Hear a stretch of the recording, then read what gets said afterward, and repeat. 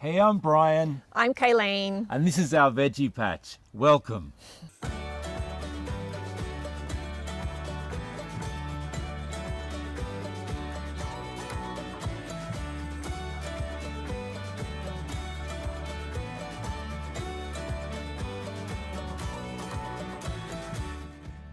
So today we're talking about what? Pests. Pests. Pests. We're Those talking about nasty pests. things that eat your veggies sometimes. I guess really what we're talking about is keeping your vegetables healthy. Yes. That's what we're really talking True. about. So rather than focus so much on the actual pests or the disease, it's all about keeping the plants healthy. Because I guess just like us, if we stay healthy and keep our own health, then we are going to have better immunity and we're going to be able to fight things off much easier. Yep. And it's the same with plants. And so if we can keep the plants in top condition, they're able to fight off pests and diseases a lot better than if they're feeling weak. Yep. All right. So we've got a number of different ways of doing this. Now, I guess generally you would approach things like, these products. So we're using sprays to actually control pests and things. Now we've got a range of these on our website if you want to grab That's those. a rose one. No roses in our veggie You patch. haven't got any roses in the veggie patch. No, you can eat rose petals though, so we could put some in the veggie patch. We could. Copper oxychloride fungicide. So these are all available on our website, and we've got sprayers as well. Generally just good quality ones that last well, that actually do the job. And then white oil, measuring containers, so all those things. But what I wanted to highlight was things like these guys. So, and the reason I'm showing you products here now is that I want to emphasize that keeping the plants healthy is going to be your first initial strategy for controlling pests and diseases. And so using things like seaweed fertilizer, or I shouldn't call it fertilizer because what it really is a tonic. It's not like your normal fertilizers which have a mixture of nitrogen, potassium and phosphorus in them. This one here is more of a tonic to help plant health overall. So it helps the roots and it helps the actual vigor of the plant, the overall health. So that's why we use a seaweed. So if you're doing a transplanting of something from one spot to another, it's always a good idea to use like a seaweed concentrate like this one here. Definitely. We used it last year when we totally uprooted all our fruit trees and moved them to a better spot. And amazingly, we'll see them later, but they are looking fabulous and growing really well. That's right. And then this one here, the Harvest, I know you're a fan of this one, Kay. What have you used this one on? Love this product. I totally hacked back a big Photinia hedge and literally from several meters high down to about this sort of height with the chainsaw. Can I just tell you there, Kaylin says, I'm thinking of cutting back the Photinia hedge. I'm like, yeah, okay, that's a good idea. Well, they looked more like trees than a hedge, so I wanted it to be a hedge again. And then I come out after a few hours and Kaylin has gone through with the chainsaw and just gone just straight through. Several hours. It took a long time. It almost killed me, but my dad helped me as well.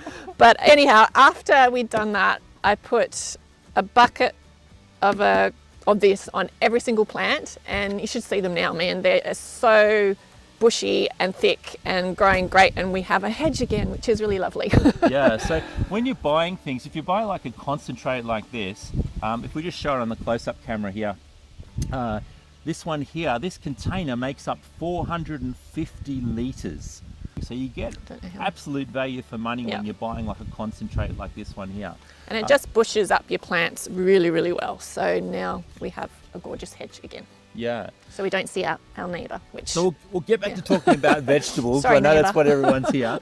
But I do want to highlight these products that you can actually use to get the plant health up. Now, in front of us, we've got some beautiful red cabbage here. And you can see in the camera, look how healthy they are. Look beautiful. Absolutely. Quite pretty. Absolutely luscious. They are quite an attractive plant, aren't they? Growing. The little side. And when you look at gardening books, the plants, I have to say, you look at cabbages and this is what they look like. Yeah. They look lush and healthy and there's no insect damage. Everything's thriving. Now, when you buy cabbages from the supermarket, they generally look pretty healthy as well. but the reason they're healthy is unfortunately because they have been sprayed quite a lot with chemicals. Now, I'm not saying that they're not safe to eat. They have a withholding period. Once you spray a chemical and insecticide on it, the growers have to hold, so they have a holding period, they call it. So it might say on the label there's a holding period of 7 days. So in other words, you can't sell this product or eat this product, this vegetable, for 7 days after the last time you sprayed it. There you go. And so that's why they've got strict laws where they've got to adhere to that, obviously, otherwise we can get poisoned. Yeah, but in our vegetable garden, we're choosing to grow things organically. And organically means what? It just means no man-made chemicals. Man-made chemicals, that's right. And just, things that aren't going to necessarily hurt you. It can mean using sprays, but they're particular types of sprays that aren't from man-made chemicals. That's what we're saying here. So if we have a look here... Still got to be careful with some of the organic sprays because in concentration they're not good. Yeah, so this one here, for example, just have a look at this in the camera. So this is another Amgrow product, a good Australian company, Professor Mac 3-in-1. Organic insecticide, fertilizer, and wetting agent. What a dream combination. So it's got it all in one thing. I haven't seen this product. If you do have things like lawn grub here, this big white thing that chews all the roots, this is a great way to control that. And this one fertilizes as well, and it's got a wetting agent built in. Now, what is the active ingredient in here? Let's have a look. I don't know if we can see this in the camera, but the active constituent is... Good old eucalyptus oil. 10 grams per litre of eucalyptus oil. And tea tree oil. And tea tree oil. Oh, that makes me happy. That is happy. I love my oils. All right. Sorry. So here's an example of where we're using something that is a lot more friendly to use and a lot more safer to use to control a pest problem in the garden. And so that's an example of an organic, I guess, insecticide, a safer one to use. So that's a really good idea. And again, we have all these on the website, all different sizes. Generally, I've tried to have concentrates on there, so you're getting really good value for money. Same thing here, just in a smaller container, because they will last a lot longer. Yeah. And so getting back to our cabbages here, the method that we've done to control pests is generally one of prevention. So one, keeping the plants healthy. So good soil, good compost in the soil. Crop rotation. Yeah. Yeah. And then the second thing we do is that we put barriers to stop the bugs from getting there. Now, you might have seen it, there's a little white butterfly, a little moth that's floating around. I saw it coming around us. It's got a cabbage moth. It's basically our arch enemy when it comes to brassicas, which is this group of plants. Now, brassicas is a family group of cabbages, broccoli, cauliflower, kale. They're all brassicas. And the white cabbage moth, which is the one I just described flying around, loves to lay its eggs on these, and then the eggs hatch, and then the caterpillars And you get lovely green caterpillars in there. You can pick them off, but it's time consuming and you've got to do it every day. They're actually very hard to find. Yeah, sometimes. Because they're often the same colour as the leaves. Yes. And so rather than try and spray the moths that are flying around in the air, which would be very difficult to do, is we want to stop the moths from laying on our cabbages, essentially. So we're going to put a veggie net over the top of this, which stops the insects getting in. The moths can't lay the eggs, and now we don't have any caterpillars. And that's how you get super healthy cabbages like these. And you'll see some of the other shots here of the broccoli growing as well, and the cauliflower growing, and the little kale plants as well. That have been grown from seed and they're sprouting up, but super healthy. So that's our little trick for doing that. So what we're going to do now is show you how we built the frame that goes over these, and it's just such a simple idea. So what we did is we drilled holes in the timber at the corners, and then we're inserting poles into those holes. So let's have a go and we'll assemble this and just show how simple it is. So we're using this galvanized tube. It's a 19mm tube. You can get this at your hardware. Usually buy it in 3-meter lengths, and then you cut off, well, if our bed's 2 meters long, we're generally going to be cutting this off at a 2-meter mark, and then these are 1 meter long uprights as well. So we're going to show you later in the video how to make this frame, how to cut all the gal tube and so on. So let's start putting this together. Yep. And we've got those holes that are in the timber there, so they're all drilled to the same depth, and we just put our uprights in, and then we're going to put our front piece on. So I'm going to show you how this is. I'll just put this end in first, okay? Can you Sure. hold that? Yep. And then be careful of our cabbages there. Oh. There we go. And let's get the other part of the frame. So the simple way to do this is I just got a galvanized bolt, a cup head bolt here, and I flattened the end of the steel here and drilled a hole in it, and then I line it up with here, and then we put the other one. I've done the same thing there, and then we just put the bolt through that hole, and that's how we make the corner joint. So really simple idea that you can use over and over and over again. These are going to last many years. And then we attach our netting onto there. So we use these little clips. Now I made these out of a piece of PVC pipe, and I just used a multi-tool or a grinder to cut down the sides here and round off the edges, and that just clips on like that. And I'll show you in a minute with putting the net on. Now you can, if you can't make them out of the PVC, I'll show you another method I came up with, just using some irrigation pipe, but a very simple idea of doing that. How are we going? You're locking me in there? We need the On track. limbo. Go limbo. Oh, sorry. That one wasn't ready. All right. Can you, that top front corner needs to be done too. Okay, haven't done that one as well. Oh. Yeah, you keep pushing mine You can out. see that we're absolute professionals at this. You put yours in, then I'll do mine. There we go. Thank you. It's like making the bed, putting the fitted sheets on, isn't it? Yeah, Not you quite. pull one corner and it's the other one. All right, grab the netting. Okay. So The big piece first. this is the veggie net. So you go this way. It's just a great product. Again, you can get this on our website. I'm just going to chuck it over the edge. All right. Here we go. Get it on the website. It comes in a sheet that's 6 meters by 6 meters square, and you can cut it at any point. It doesn't tend to fray because it's got a knitted fabric on it, and so you can cut it to whatever size bed you've got. I'm just going to put some clips on now.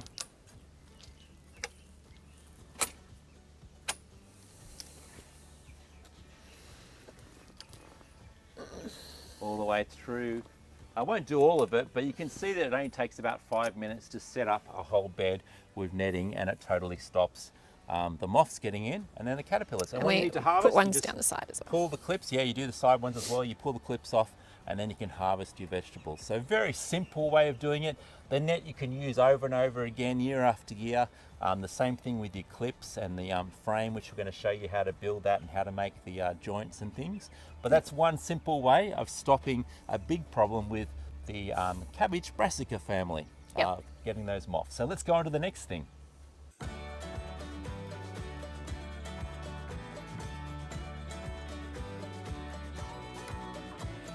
Now, one of the things that really loves to eat new seedlings and loves to eat strawberries is slugs and snails.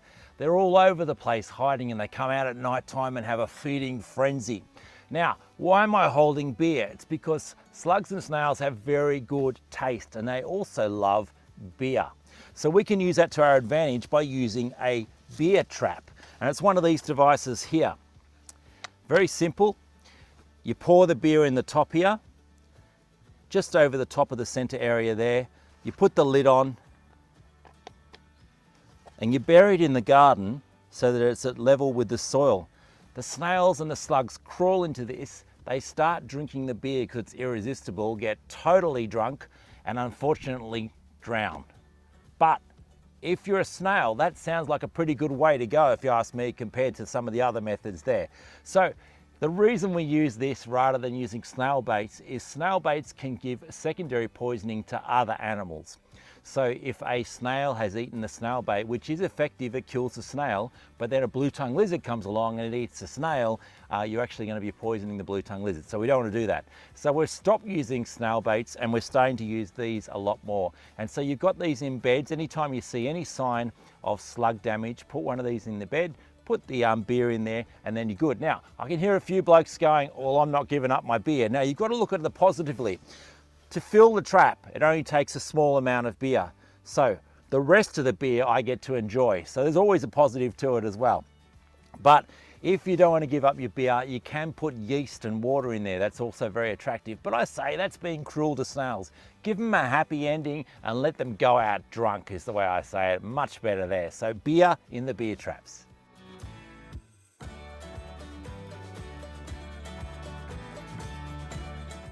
Okay, we're here in our orchard basically that I mentioned we transplanted them all last year from one spot into a more sunnier spot. So this is one of the trees that we transplanted. This is a beautiful pear tree. We've also got some apple trees, some citrus, lemon, mulberry tree. So we transplanted all of them and amazingly they're all doing great. So how we mentioned before, we did it seaweed for a number of weeks after we moved it and they're all doing fabulously, which is fantastic. But today we're talking about how to keep the pests off your fruit. So what we use is these bags. So similar to the netting that we used on the veggie patch, these are little nettings for individual fruit. So we've got the small bag, the large bag, and then we also have the sleeve. So if you've got a long branch with a fair bit of fruit on, you can put the sleeve on that one. So to show you, so we've got one of the little bags on the fruit there already, and then I've also got another little pair that's just sitting there, so I'm going to cover it with one of the little bags as well. So you just slide it over, make sure the fruit's got plenty of room to grow and not squashing it, like so you don't pull it back all the way to there. Leave it so it's got room to grow, and then you just tie it, put a pretty bow. And done. Now for an established tree like this, normally this would have a lot more fruit on it. So in each bag you probably have multiple fruits, so you might want to swap over to using one of the larger bags. Yeah, so there's a larger bag on that one because there's a couple of fruit in that bunch. So because this one here has been cut back and we transplanted it, it's fruiting less this year, but then the following year it'll come back to normal fruiting. Now the other option is you could put a net over the whole tree. And so we've got this net here which is sewn into a shape, so it's like a cylinder shape with a lid on it. So you put that over the whole tree and then you tie it at the base, and that stops the fruit fly and things getting in. We didn't say what pests we're actually doing. Sorry. Fruit fly is one of the things we've got to stop. Yes. And we've also got to stop one other pest as well.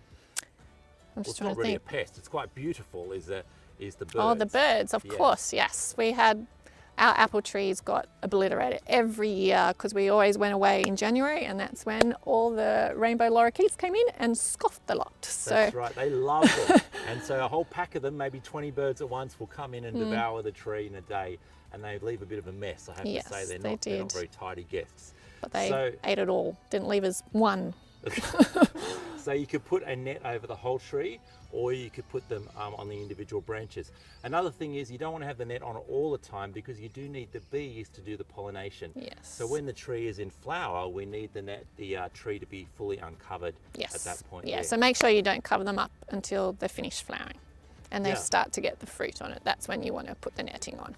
So when you're buying fruit from the big supermarkets and the greengrocers and things, and it looks perfect, the reason it looks perfect is because they have to keep spraying it. So if they had blemished fruit there, you would select the one that looks beautiful over the one that looks blemished, and they know that, so therefore they say to the farmers, we need perfect looking fruit. So the farmer says, okay, well I have to use sprays. Now, I mentioned before about the withholding period and things, so we're told that it is safe that, but for us, again, this is a personal choice for our family. We're choosing to grow everything organically, and so we're avoiding using those sprays. So keep that in mind.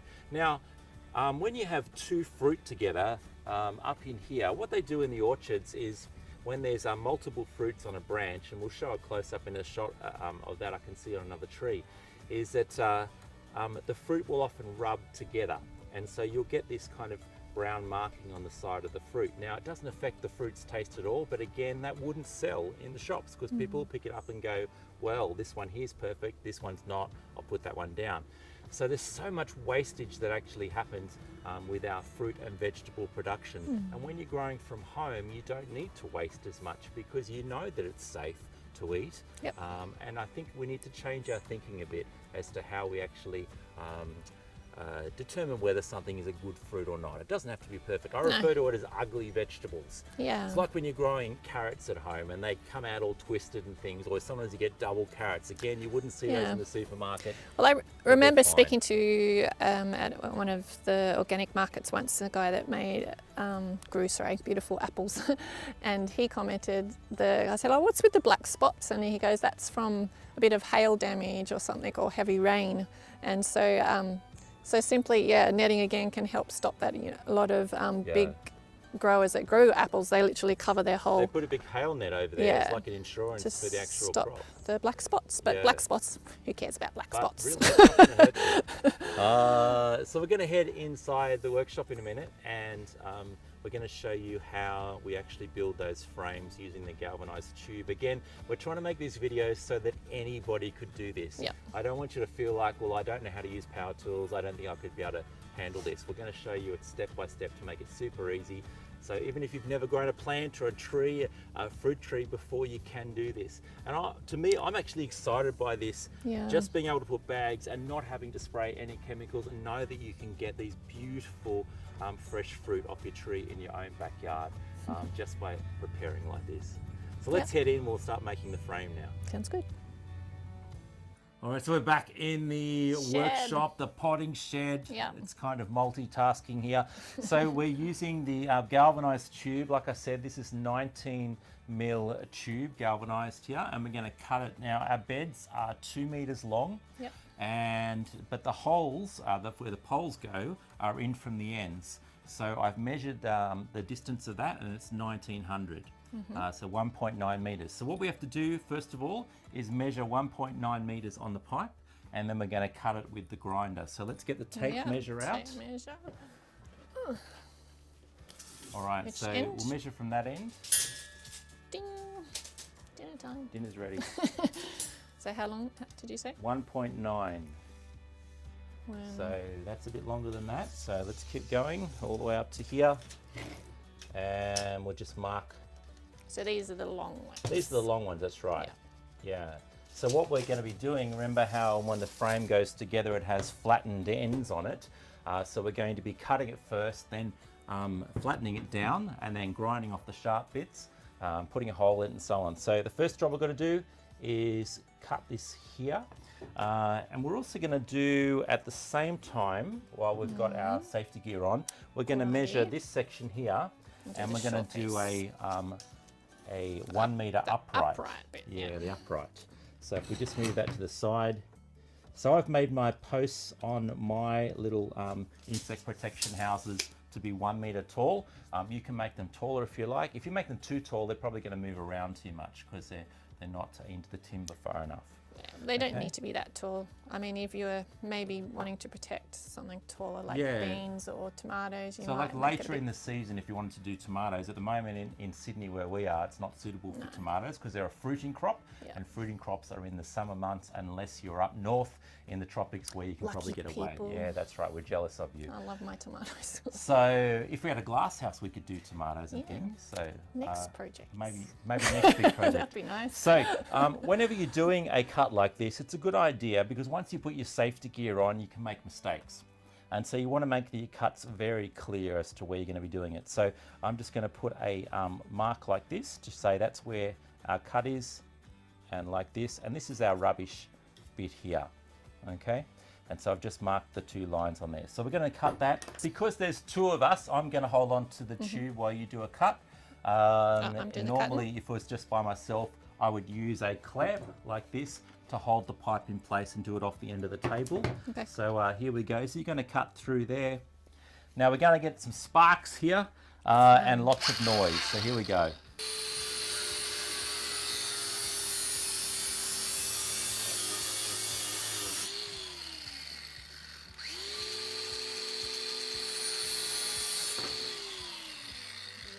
Very good. Just a sec. So we've done 1 cut. So you see a number of sparks. You can see the importance of wearing the goggles because we had sparks coming up towards us. I'm probably not wearing the best. No, you're for this not. Today. You really shouldn't be wearing a scarf. It was cold have this long morning. Hair. Yeah. So everybody watching this, seeing the safety tips, I might do the next cut. Yeah, good idea. Because hair's not really an issue for me. Definitely not an Okay. issue. Do you want me to hold Not it? an issue. So I'm going to just put this on Okay. the end of our bench here. I'm going to put the clamp on it to hold that steady. You don't trust me? It is better to use a clamp. It is. Actually, the best thing to do would be to use a vise, but we don't have a vise in the potting shed, so we're just going to use the clamp. And here we go.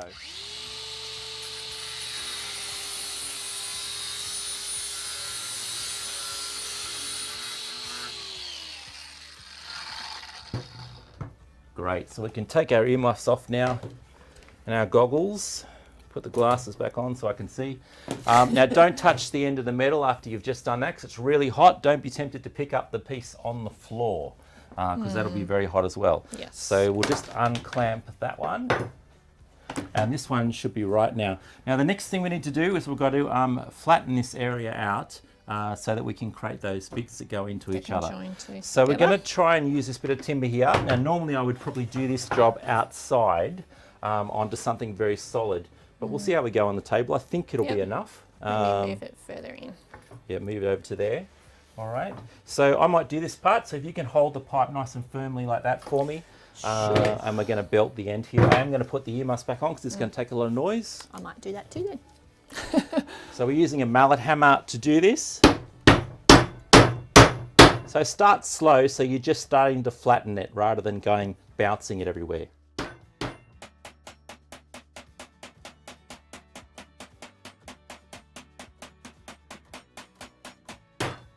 You can see our block of wood starting to move there. I might just tighten that up. And let's just have a look at how it's going. We'll flip it over and sit it on that edge.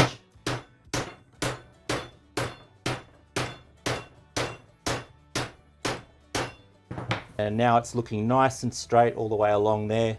So that should be fine. So that one's good. So we'll do the other end now. Now it's really important at this bit here that if we have the other end, we need to have it flat there so that we're doing the same angle here. Yes. Because if the other end's kind of twisted around like this, and we do this one flat, when we go to put it on our frame later, it's not going to sit very well. So you've got to keep an eye on that end. Yep. And make sure that's nice and flat, and I'll do this end here.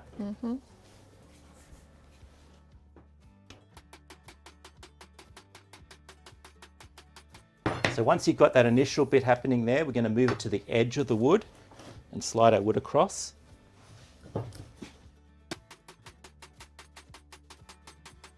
Okay, and let's check it. It's looking pretty good, just a little bit more. And that's looking nice and straight. So we've got that. So I'll take the earmuffs off again now. And we've got the two ends. And then you'd obviously do the same to this one, but well, no, we don't, because that's No? one of the uprights, that one there. Oh, oops. Okay. That's not the other cross. So what Kayleen's referring to is the piece that goes across like this. We would also do the same to. We're going to flatten that one as well. Yeah. But what we would firstly check is the width that needs to be. So I didn't do that measurement, but if the beds are 1 metre across from external edge to external edge, the hole's in from the edge, I'm going to estimate that this needs to be about 950 mils long, possibly a little bit less. So you would check that with your bed. Yeah. So that's our upright. Yeah. So the next thing we've got to do is we need to drill a hole in it. Okay. Is that got the So right we're drill gonna bit, use or the do you drill. want a bigger drill bit? Swap over to the big drill bits. And remember, this bolt is what's going to be going through it here. So if we have a look at this cuphead bolt, So that one maybe? we need to find a drill bit that is bigger than the bolt, so the bolt can just easily slide in, which that one does. That's a good size there. Okay. Now when you're drilling steel, it's a good idea to drill a small hole first, Oh, true. and then a big hole. So So is that small enough? no, that's a screwdriver bit. That will definitely not drill Didn't look at that. through there. How small? So just one of these ones here will be fine. So I'm just using a smaller bit like this to start the hole off to make it a lot easier. So we put that into the drill and we tighten the chuck. This is the chuck, this part here. We tighten it as tight as we can, and I'm just going to drill a hole in the end here. So if you can hold it steady for me, Kayleen. I'm just going to check the drill. Now remember, I've said in previous videos that we've got to look at our speed of our drill. At the moment it's on 1, which is on slow speed. Now that's what you use when you're putting a screw in. So we want to put it onto high speed because we're doing drilling now. Okay.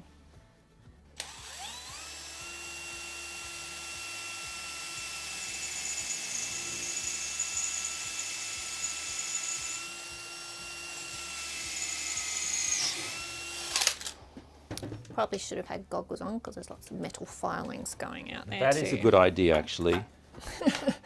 Yes. Do the other end. You can see it is harder to get it to go through the metal. That's why we drill a small hole first before we swap over to this big one.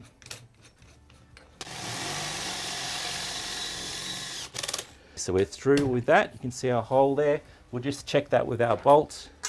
Yep, it's a nice fit, slides all the way through. So let's do the other end. Thank you for suggesting putting the eye goggles on. There is a lot of metal filings going around. I remember growing up, our neighbour at our holiday house had a metal filing in his eye. Ooh. And they didn't remove it, it stayed there in his eye. And I've stuck with me. So stuck with him too. Yeah.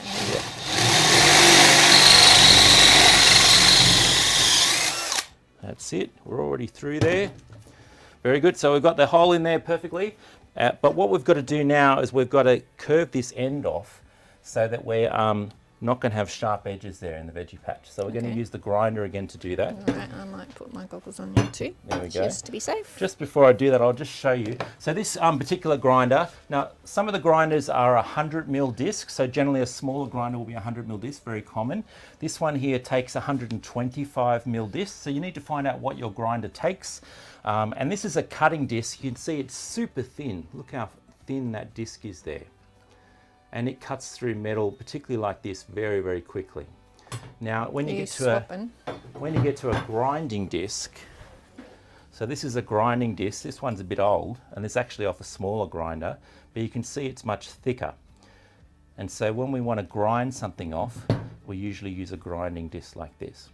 But first of all, what we're going to do is cut, and then we might do some grinding to finish it off. Okay, so we won't take it off yet.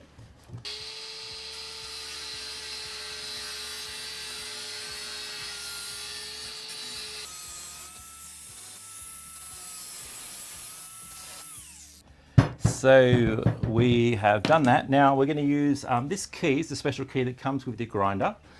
This slots into here, and then you can use that to actually take the blade off. And they've put it so that it's got the bits that stick out on both sides, which makes it super easy as well. So even if you pick it up the wrong way, it still works. Cool. So we press this brake here. There's the brake, like that. And then you just lever and untighten it, so just like that. There we go.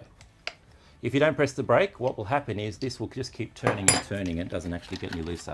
So we'll take that off.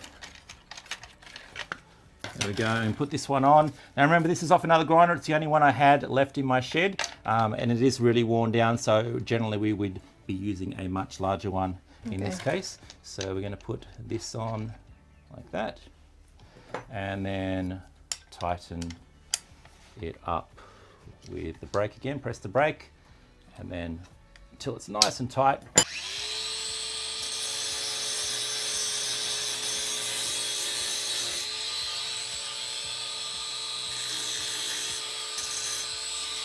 Now, because this is a galvanized tube, the galvanizing stops it from rusting when it's outdoors. But we have cut the end and we've drilled it, so we've damaged the galvanized coating. Yes. And so we need to re-protect it again by using a spray paint or a paint and brush. And the one I'd recommend you get is a cold galvanizing. Is the best thing, but you can use other steel paints and things on there, but this one here seems to work really well. You can get it in the spray can like this, or you can get it into a paint can as well. Last time I did it, I dipped them actually into the can.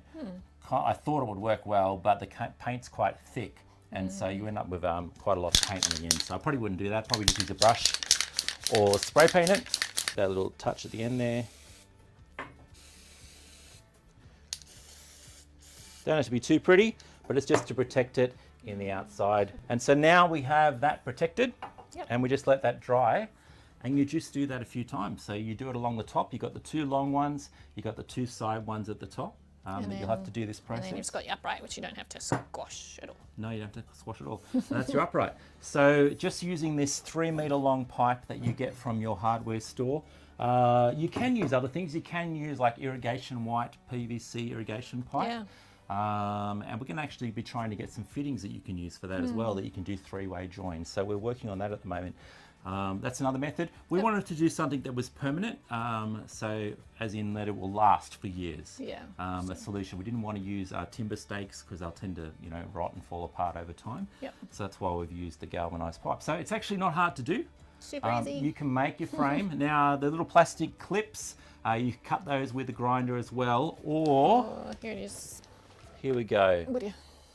So I'll tell you what I'm doing. So this is a actual product that I found that I'm trying to get brought into the country. And these are clips that are actually made for the purpose. And you can just slot that onto the pipe like this to hold the fabric on.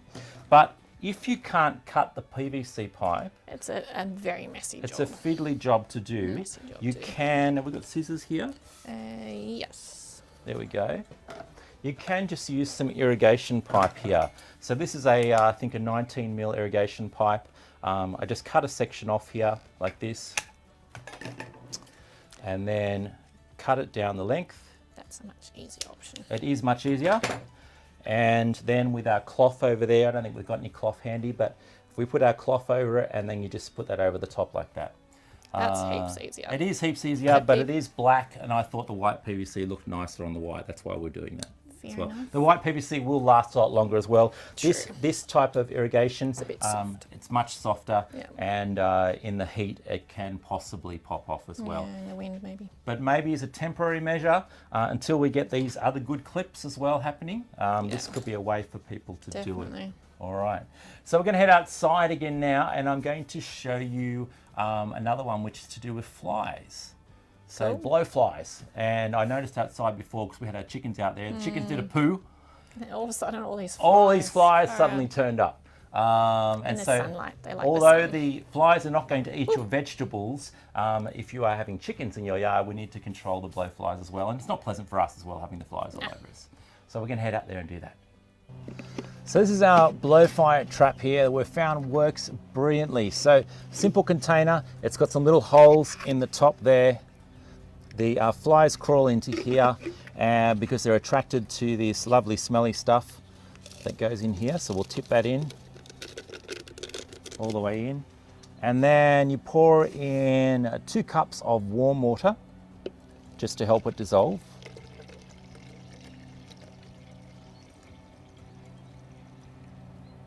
Here we go, 2 cups. And then we put the lid on there. And I guess we could give it a bit of a shake. I really don't want to get this on me though. And then all you do is just hang this in your garden. Now don't hang it near your house because it attracts flies, so you can have lots of flies. But you'll find that you come out and there's lots of dead flies in this thing. It works incredibly effectively. Anywhere you've got animal manures and things, I highly recommend you start using these fly traps. Now, a lot of these kind of organic ways of doing things, sometimes they get bad press. They say, well, they don't work. In my experience, generally what's happening is they do work, but people either haven't stuck to the directions, so you've got to keep filling this up with water for it to work, or an inferior product has come on the market, which is like a copycat product, and it's not made as well. And so we've had the same thing happen with power planters. So power planters are made in the USA, and they're a really good, solid product. And we've got 70,000 customers, thousands of reviews, people rave about them. But now we've got some Chinese ones that have come onto the market, and they're not as good quality. And so people try that and then they end up breaking. And so then people start to think, well, maybe the power planter isn't that good. And of course, it's not the power planter's fault. it's a totally different product. And so you've got to be careful of that with this type of thing. I found that often, you know, the first one to come out will be the good one that works really well, and this is made to last for years, and then you have inferior copies that come out, and that kind of ruins the reputation. So this one really works well. I recommend you hang this anywhere you've got manures and things. If you've got a blowfly problem, particularly in the country, this would be good, and you can eliminate a lot of those blowflies. Now, the next thing I want to show you is people ask, how do I stop, say, possums and rats from eating my vegetables and things? And the way we do that is using a bit of technology. So let's head over and we'll try that out. So this is the device I was talking about with technology. So we're using ultrasonic sound waves to scare off animals. Now you can't hear it right now, but this is making some hideous sounds if you were an animal, and it's projecting them out the front here in ultrasonic sounds. I'll just turn on the sonic version of it so you can get an idea. So you can hear that horrible sound. It's not pleasant for us, but it's really unpleasant for animals. So what you do is you mount this onto a post in your garden there. It runs on the batteries, or you can run it via the lead like we do here. And the flashing lights scare the animals at night time. It doesn't come on until you walk in front of it. And it doesn't get set off by wind either, because it's got like an alarm sensor here, a PIR sensor, which detects body heat. And so it only picks up if there's a person or if there's an animal that walks by. And then it sets off the annoying sounds. So why does it have the version where you can turn it on to make a noise so you can actually hear it like this? It's in case you've got a dog that you need to, for example, stop from coming into the area, or a cat who's old and its hearing is fading, you would switch it on to that audible sound, because they will pick up on that more than they will pick up on the high-pitched ultrasonic frequencies. But for everything else, you can do that. Also birds, you'd flick it onto the noisy sound as well, because it will scare birds away. So this is a really simple way to do this. There are quite a lot of these on the market, and a lot of them don't work. So generally the cheaper ones don't work because they don't have all the features. So they've got a bit of a bad rap from people, and like I said before, that's often happening because a copycat product comes out that is not built as well, and people assume it's the same and it doesn't actually work properly. So this one here will set you back about $100, but it does work really well. There's excellent reviews for it.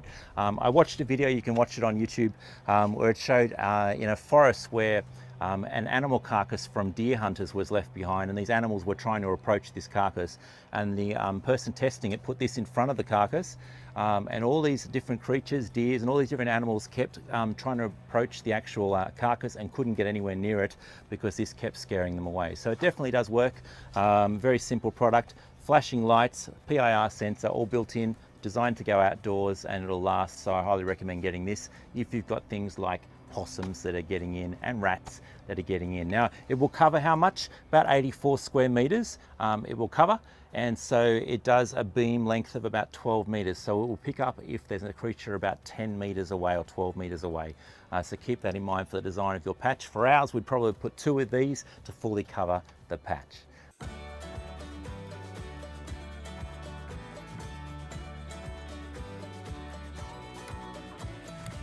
Hi guys, I hope that was super helpful, learning how to protect your veggies and your fruit trees from a few of the nasty little pests that can come around our gardens. Yeah, make sure you join our Facebook group on Aussie Gardeners, because there's been lots of great conversation there. It's fantastic because we've got lots of newbies, which is great, and ask any stupid question. It's totally okay.